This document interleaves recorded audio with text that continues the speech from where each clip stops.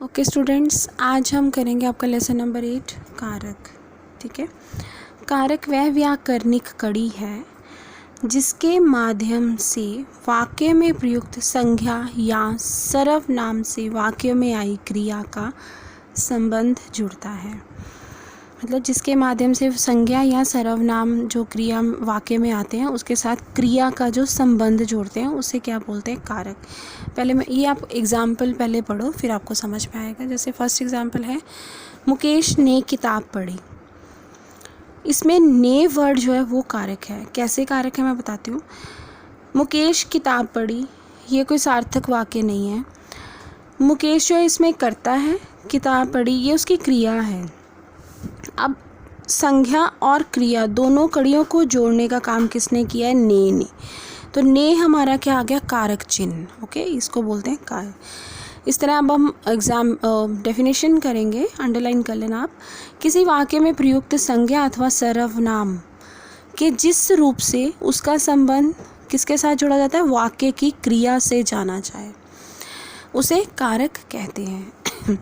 कारकीय संबंध को प्रकट करने वाले चिन्हों को क्या कहते हैं? कारकीय चिन्ह, या फिर उसे क्या बोलेंगे? प्रसर्ग।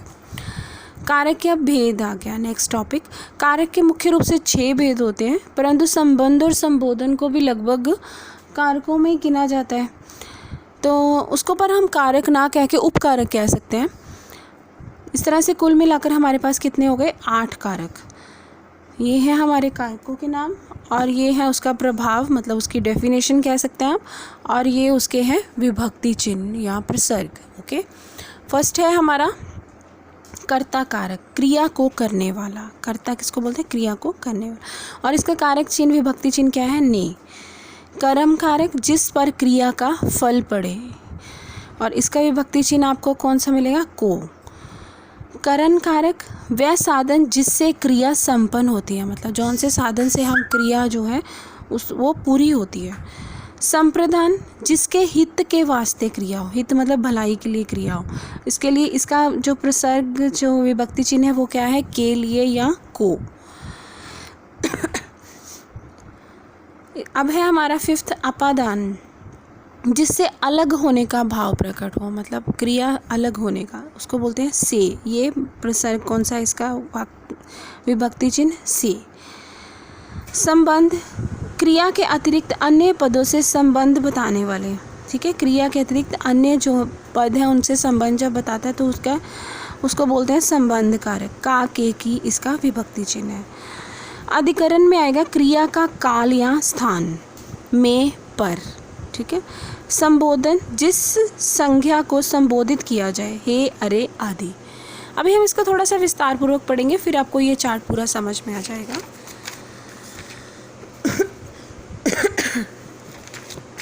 यस, फर्स्ट है कर्ता कारक। कर्ता कारक में है क्रिया को करने वाला कर्ता कहलाता है। आपको इतना ही करना है। और इसी एग्जाम्पल है, जैसे रमेश प्रतिदिन पढ़ता है, इसमें कर्ता कौन है? रमेश। ठीक है। और इसके बाद आपको ये इतना करके इसकी ये डेफिनेशन दे देनी है। कर्म कारक, शब्द के जिस रूप पर क्रिया का फल पड़ता है उसे कर्म कारक कहते हैं। शब्द के जिस रूप पर क्रिया का फल पड़ता है, जैसे राम ने, इसका विभक्ति चिन्ह पहले हम देखेंगे को है ना, तो राम ने रावण को मारा। अब राम ने क्या क्रिया, उसका क्या क्रिया की? मारा। किसको मारा? रावण को। ठीक है, तो सारा क्रिया का फल किसके ऊपर पड़ रहा है? रावण। अंडरस्टूड। जैसे माँ ने खाना बनाया, माँ ने क्या किया? काम क्या किया? क्या बनाया? क्या क्रिया की उसने? खाना बनाया। ठीक है, तो शब्द के जिस रूप पर क्रिया का फल पड़ता है, मतलब काम का फल पड़ता है। करण कारक, करण है, करण का अर्थ है साधन। साधन मीन्स कोई जरिया। संज्ञा या सर्वनाम के जिस बेस से क्रिया संपन्न होती है उसे करण कारक कहते हैं। इसका प्रसर्ग है से, के द्वारा, से या के द्वारा। जैसे राम ने कलम से पत्र लिखा। कलम से मतलब उसने किसको साधन के रूप में इस्तेमाल किया? कलम को। तो इस तरह से राम ने अपनी क्रिया कलम के रूप से, कलम के सहारे पूरी की। राम ने कलम से पत्र लिखा। कमला ने चाकू से सब्जी काटी। अब क्या साधन किया उसने अपनी क्रिया पूरी करने के लिए? चाकू से सब्जी काटी। ठीक है। जैसे करण का अर्थ है साधन, संज्ञा या सर्वनाम के जिस भेद से क्रिया जिस भेद से क्रिया संपन्न होती है, पूरी होती है। अब मुझे लगता है कि आपको पूरी समझ आ गई है। नेक्स्ट है हमारा संप्रदान कारक। संप्रदान का अर्थ होता है देना, देना कोई चीज़ को देना। वाक्य के कथन में जिसे कुछ दिया जाए या जिससे कुछ लिया जाए, देना या लेना, वे शब्द संप्रदान कारक कहलाते हैं। इसका विभक्ति चिन्ह क्या है? के लिए।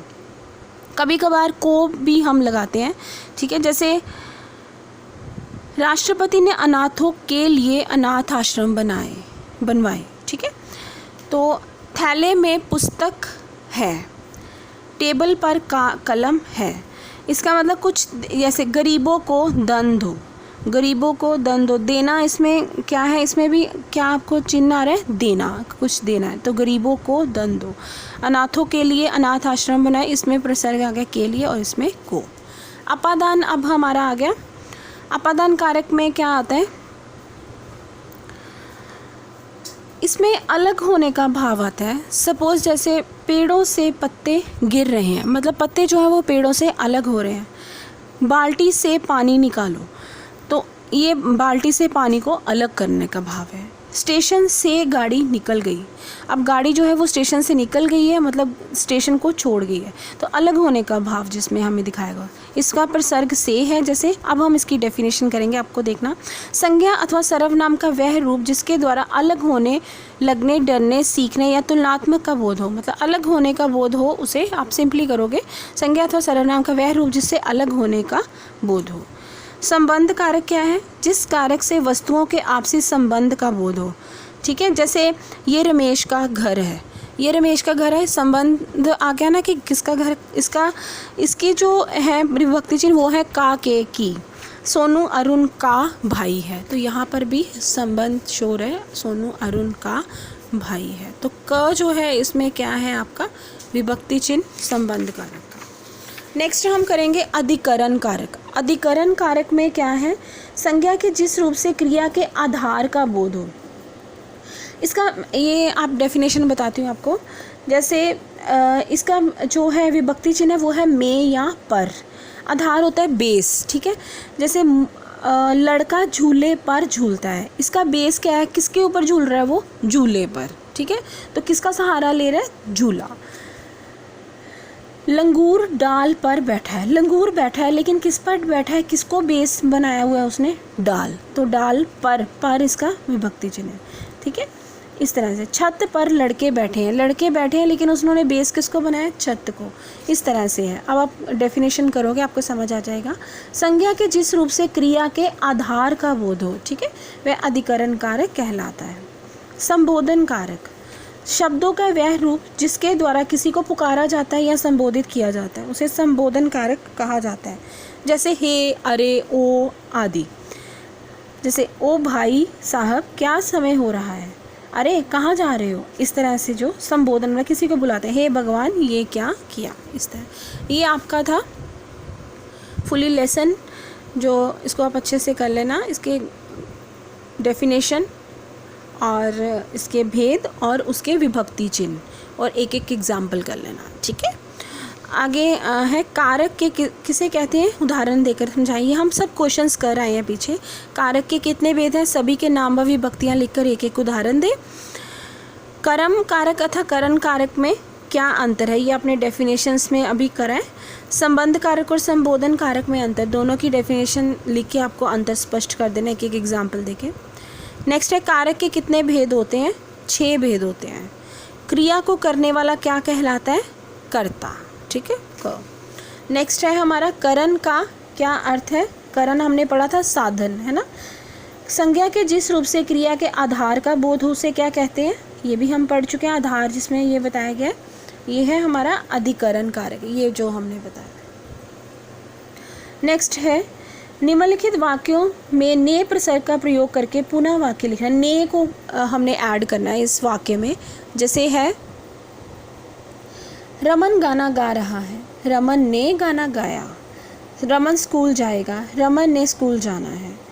लेखक किताब लिखता है, लेखक ने किताब लिखी। मोहन टीवी देख रहा है, मोहन ने टीवी देखा। तुम मुझे क्यों बुला रहे हो, तुमने मुझे क्यों बुलाया। नेक्स्ट है, निम्नलिखित वाक्यों में प्रयुक्त कारक पर गोल घेरा लगाएं और उनके सामने उसका नाम लिखें। रमन ने पुस्तक पढ़ी। अब इसमें कारक चिन्ह क्या है? ने। इसमें कर्ता, ये कौन सा है? कर्ता कारक। रमन जो है इसमें कर्ता है। रमन ने राम से पुस्तक ली। से पुस्तक ली, से मीन्स करण कारक, ठीक है। वह राम के लिए मिठाई लाया। ये कौन सा है? के लिए इसमें हमारा प्रसर्ग है और ये कौन सा कारक है? संप्रदान। वह छत पर है। इसमें कौन सा है? अधिकरण कारक और इसमें प्रसर्ग कौन सा है हमारा? पर, जो बेस है हमारा आधार। तो इसमें कौन सा आ गया? अधिकरण कारक। निम्नलिखित वाक्यों में उचित प्रसर्ग लगाकर वाक्य को सार्थक कीजिए। मैं राम कल सुबह बुलाया है। मैंने राम को कल सुबह बुलाया है। भिखारी रोटी दे दो। भिखारी को रोटी दे दो। राहुल पेंसिल लिखता है। राहुल पेंसिल से लिखता है। गरीबों दान देना पुण्य होता है। गरीबों को दान देना पुण्य होता है। This is your full lesson, so do it properly.